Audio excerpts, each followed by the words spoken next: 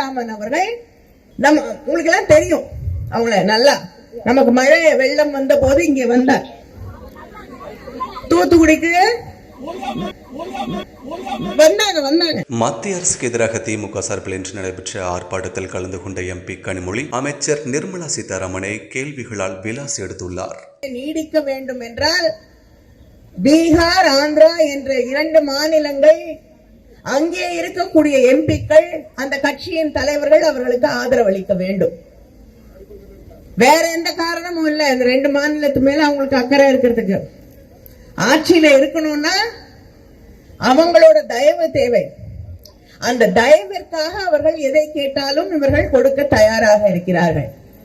இப்படி தன்னுடைய ஆட்சியை நிலைநிறுத்திக் கொள்வதற்காக, தான் ஆட்சி பொறுப்புல இருக்க வேண்டும் என்ற ஒரே காரணத்திற்காக ஒரு பட்ஜெட்டை தயாரித்து நம்முடைய நிதியமைச்சர் அம்மையார் நிர்மலா சீதாராமன் அவர்கள் உங்களுக்கு எல்லாம் தெரியும் அவங்கள நல்லா.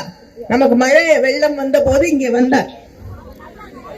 தூத்துக்குடிக்கு வந்தாங்க. வந்து இங்க இருக்கக்கூடிய நம்ம கலெக்டரேட்ல தான் உட்கார்ந்து எல்லார்கிட்டையும் இங்க என்ன நடந்தது, மழை வந்ததை பத்தி எல்லாம் கேட்டுட்டு, அப்புறம் நம்ம நிதியமைச்சரை அழைத்துக் கொண்டு எல்லா இடங்களுக்கும் சென்று பார்வையிட்டு விட்டு முக்கியமான ஒரு கருத்தை சொன்னார்கள்.